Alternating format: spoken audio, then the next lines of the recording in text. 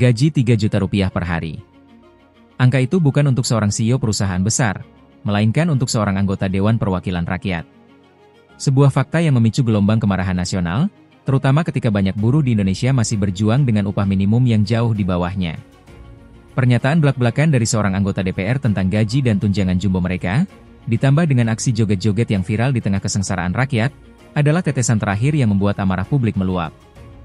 Gelombang demonstrasi meluas di seluruh Indonesia, menuntut keadilan. Dan akhirnya, di tengah situasi yang memanas ini, Presiden Prabowo Subianto turun tangan. Bersama para pimpinan partai politik, ia sepakat untuk mencabut tunjangan DPR yang menyakiti hati rakyat. Apakah ini adalah solusi jangka panjang? Atau hanya langkah sementara untuk meredam amarah? Kita akan bongkar tuntas penyebab kemarahan rakyat, reaksi pemerintah, dan usulan konkret dari para ahli untuk mereformasi gaji dan tunjangan DPR agar lebih adil. Semua bermula dari pengakuan anggota Komisi I DPR RI TB Hasanuddin. Ia mengaku mengantongi take-home pay bulanan lebih dari Rp100 juta. Yang lebih mengagetkan, ia menyebut setiap anggota DPR memperoleh gaji sekitar Rp3 juta per hari. Angka ini kontrasnya bagai langit dan bumi dengan upah minimum di Jakarta yang hanya Rp5,3 juta per bulan. Publik marah. Seolah belum cukup, amarah itu memuncak menyusul video viral anggota DPR yang asik joget-joget dalam sidang tahunan MPR RI pada 15 Agustus.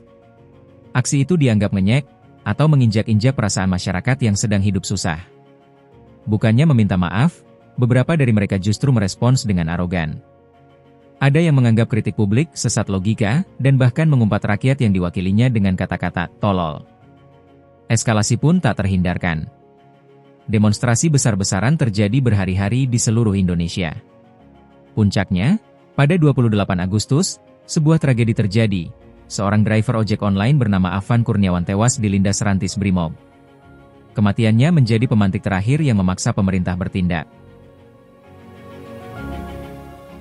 Menanggapi gelombang demo yang tak kunjung reda, Presiden Prabowo Subianto akhirnya mengumpulkan para pimpinan partai politik di Istana Merdeka. Pada 31 Agustus 2025, ia mengumumkan sebuah kesepakatan penting.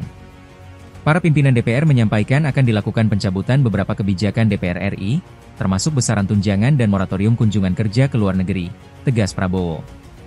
Sementara itu, Menteri Keuangan Sri Mulyani berdalih bahwa anggaran tunjangan tersebut bukan selera pribadi, melainkan sudah disepakati bersama DPR. Klarifikasi itu ia sampaikan setelah rumahnya dikabarkan dijarah oleh sekelompok orang tidak dikenal. Langkah ini menunjukkan betapa seriusnya isu ini bagi pemerintah, yang menyentuh langsung aspek keuangan dan keamanan pejabat negara. Namun, pertanyaan besar muncul, apakah ini cukup? Atau hanya sekadar meredam amarah tanpa reformasi yang substansial? Para ekonom dan pakar kebijakan publik angkat suara. Mereka melihat ini sebagai momentum emas untuk berbenah. Ada beberapa usulan konkret yang bisa ditiru oleh pemerintah. 1. Bentuk komisi independen, ala Inggris. Ekonom Muhammad Andri Perdana dari Bright Institute mencontohkan Inggris yang membentuk Independent Parliamentary Standards Authority, IPSA, setelah skandal serupa. Ia menyarankan Indonesia meniru langkah ini. Sebuah komisi khusus yang independen, katanya, harus dibentuk untuk menetapkan gaji dan tunjangan DPR dengan formula yang jelas, berdasarkan kondisi ekonomi seperti Indeks Harga Konsumen, IHK, dan median upah pekerja umum. 2. Reformasi skema tunjangan. Kepala Center Makroekonomi dan Keuangan Indef, M. Rizal Taufikur Rahman, menyoroti tunjangan perumahan Rp50 juta yang tidak rasional. Ia mengusulkan tunjangan diberikan hanya untuk anggota DPR dari luar Jabodetabek dengan mekanisme reimbursement, rembes, bukan lagi lump sum atau pembayaran langsung di muka. Ia juga menyarankan tunjangan-tunjangan simbolik seperti tunjangan kehormatan dan komunikasi intensif harus dicabut, dan dana yang dihemat dialihkan ke program-program yang bermanfaat langsung bagi rakyat, seperti bantuan pangan atau pembiayaan UMKM. 3. Skema gaji yang lebih sederhana. Direktur Ekonomi Celios, Nailul Huda, memberikan 2 opsi radikal. Opsi pertama, menggabungkan seluruh tunjangan menjadi satu kesatuan dalam nama tunjangan kinerja. Ini berarti menghapus tunjangan-tunjangan yang tidak terkait langsung dengan kinerja, seperti tunjangan istri, anak, dan beras, yang seharusnya sudah tercakup dalam tunjangan kinerja. Opsi kedua, menerapkan single salary, gaji tunggal, seperti tenaga ahli. Gaji pokok dan tunjangan digabungkan menjadi satu, dengan patokan gaji setara pejabat eselon I karena masa kerja anggota DPR tidak selamanya. Nailul Huda juga mengkritik tunjangan PPh Pasal 21, mengusulkan agar anggota DPR tidak lagi digolongkan sebagai pejabat negara yang pajaknya ditanggung pemerintah, demi terciptanya keadilan perpajakan. Untuk memberikan gambaran lebih jelas, inilah daftar 11 tunjangan yang selama ini diterima anggota DPR RI, berdasarkan data resmi.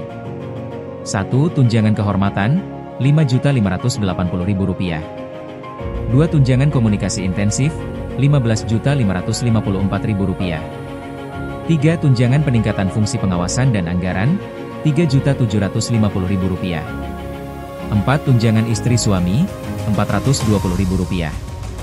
5. Tunjangan anak, Rp168.000. 6. Tunjangan jabatan, Rp9.700.000. 7. Tunjangan beras, Rp30.090 jiwa. 8. Tunjangan PPh Pasal 21, Rp2.699.813. 9. Bantuan listrik dan telepon, Rp7.700.000.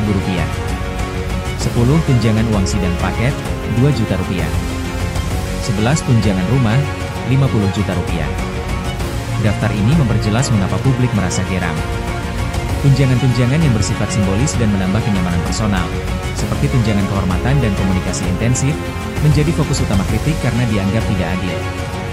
Jadi, bisa kita simpulkan, protes besar-besaran yang dipicu oleh gaji dan tunjangan DPR telah memaksa pemerintah untuk bertindak. Presiden Prabowo telah memberikan janji, tetapi ujian sesungguhnya adalah apakah pemerintah akan melakukan reformasi struktural, seperti yang disarankan para ahli, atau hanya sekadar mencabut tunjangan yang paling viral. Meskipun secara fiskal dampak dari pencabutan ini tidak besar bagi APBN, nilai politik dan legitimasi yang didapat akan sangat besar. Ini adalah kesempatan untuk memulihkan kepercayaan publik dan menunjukkan bahwa perwakilan rakyat benar-benar berpihak pada rakyat.